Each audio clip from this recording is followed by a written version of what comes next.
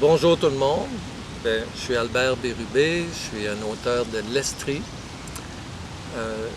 J'ai commencé à écrire il y a une dizaine d'années. Après ma carrière de journaliste, j'étais au quotidien La Tribune, où j'ai été pendant 25 ans. Et j'avais une formation en lettres quand même, en lettres anglaises et françaises de l'Université York à Toronto, un bac que j'ai fait là-bas. Ensuite, j'ai fait un certificat en journalisme. Et le journalisme m'a amené, une fois ma carrière terminée, à continuer à écrire, parce que c'est ce que je sais faire de mieux. Et mon défi, lorsque j'ai commencé à écrire, c'était de passer de la réalité à la fiction.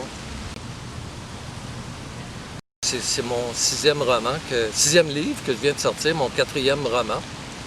Et les trois premiers, c'était des romans de romance. J'étais plutôt dans le roman d'amour. Et là, dans le dernier qui vient de sortir en mars, là, je suis dans la romance suspense. En fait, les librairies l'identifient comme un polar. Oui, il en faut de la magie, il faut des rebondissements, il faut de l'intensité dramatique dans ce qu'on écrit. Mais s'il y en a trop, je me dis, trop de magie, c'est comme pas assez. Trop de magie tue la magie. On dit, ben là, je croyais à l'histoire, mais là, il y a trop de magie, là, j'y crois plus. Donc, j'essaie de faire attention à ça quand j'écris. Chaque auteur voit les choses différemment, mais c'est ma façon à moi de le voir. Le personnage principal du roman, c'est un journaliste. Bon, c'est pas moi, là, non, c'est pas moi, c'est pas un livre autobiographique. Le journaliste est plus jeune, il est en milieu de carrière, c'est un jeune professionnel qui n'est pas blasé encore, mais il est envoyé en mission de voyage pour faire un reportage de voyage au Mexique. Le jeune journaliste est amené à vivre là-bas des aventures qui le surprennent. Lui, c'est un journaliste qui ne veut plus parler des palmiers. J'en ai ras-le-bol des palmiers, puis de la belle mer, puis le beau coucher de soleil. C'est sûr que c'est fantastique. Mais si, dans le reportage de voyage, le journaliste ne fait que parler de la tequila, des margaritas, puis des tacos, et de tout ça, c'est autre chose que ça, le Mexique. C'est beaucoup plus que ça. Et les gens ont beaucoup plus que ça à nous apporter dans leur manière d'être. Et c'est ça que le journaliste voulait sortir. Mais là, dans le cadre journalistique de son travail, même au quotidien La Nation de Sherbrooke, là, dans le roman, il est obligé d'être complaisant, c'est-à-dire de jamais remettre l'ordre établi en question. Tout est beau, tout le monde est gentil, puis des méchants, il n'y en a pas, tout le monde est bon finalement. Et ça, il veut plus ça. Il se dit, c'est pas ça la vie, il y a plus que ça. Les gens sont pas méchants 24 heures par jour, sont pas bons 24 heures par jour non plus. Il y a des nuances, il y a beaucoup de nuances.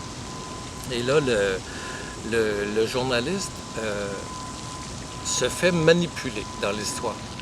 Et là, son directeur de l'information veut avoir, je ne raconterai pas tout le roman, mais son directeur de l'information veut qu'il lui raconte les à-côtés du voyage. Mais il se trouve que les à-côtés prennent toute la place. Parce qu'il y a des attentats, il y a des incidents, il y a toutes sortes d'événements qui surviennent, qui mettent sa vie en danger. Et donc, dans le roman, le journaliste va tenter de découvrir qui met sa vie en danger et quand, et est-ce que c'est toujours la même personne, tout ça, on va le voir à travers le roman.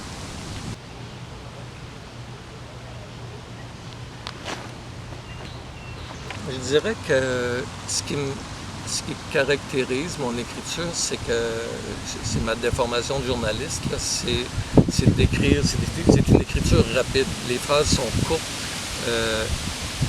pas très portées sur les longues descriptions. Je me dis qu'on vit dans une époque où les gens sont très, très pressés. Leur temps est très compté, donc il faut faire vite. Les paragraphes sont courts aussi. Ça, j'accorde une attention à ça. Aussi, je suis pas un auteur au long souffle. Il y a des gens qui peuvent écrire des briques de 600-700 pages, puis je trouve ça fantastique, mais j'ai pas ce souffle-là. Je me dis qu'une histoire doit être plus courte. Justement, je crois que les gens ont des impératifs là, de temps. Je vais vous lire un extrait de mon roman. Ça se passe à Mazunte, dans l'État d'Oaxaca. C'est un des 32 États qu'il y a au Mexique. Et c'est l'État, c'est pas l'État le plus pauvre du Mexique, mais c'est l'avant-dernier. Et ça se passe, la scène, au bord de la mer. Et c'est un épisode, justement, où la vie du journaliste, notre personnage principal, est en danger. Cette nuit, j'ai encore dormi d'un sommeil agité et léger, parfois interrompu par les cris des coqs du voisinage qui s'égosillent à se répondre mutuellement aux cocoricots qu'ils s'envoient à n'importe quelle heure. J'ai peut-être bu une margarita de trop aussi hier. Après avoir entendu les coups de l'horloge paroissiale m'indiquant qu'il serait bientôt 4 heures, je retrousse la moustiquaire qui entoure mon lit pour me prémunir des insectes. J'allume la lumière pour me rendre à la toilette. Je mets les pieds au bord du lit et je m'essuie les yeux en soupirant. Sacrement, qu'est-ce que je vois sur le mur? 2 énormes scorpions noirs, longs comme ma main, dents tendues, qui descendent la paroi près de la fenêtre à 3 mètres de moi. Je remonte mes jambes sur le lit. Cibole, qu'est-ce que je fais avec ça? Est-ce que leur piqûre est mortelle? Je vais certainement pas le vérifier. Là, mon rythme cardiaque s'accélère. Attends, j'ai une idée. Je vais ouvrir la porte pour les envoyer dehors. Mais je vais les chasser avec quoi? Ah oui, il y a le balai près de la porte. Je soulève ma moustiquaire, m'étire et réussis à saisir le manche de mon arme. Les 2 bêtes touchent le sol et se déplacent en diagonale vers le lit. Les scorpions sont tellement imprévisibles dans leur déplacement. Ils peuvent marcher vite, lentement, à droite, à gauche, vers l'arrière. Je redresse complètement la moustiquaire du lit pour être libre de mes mouvements.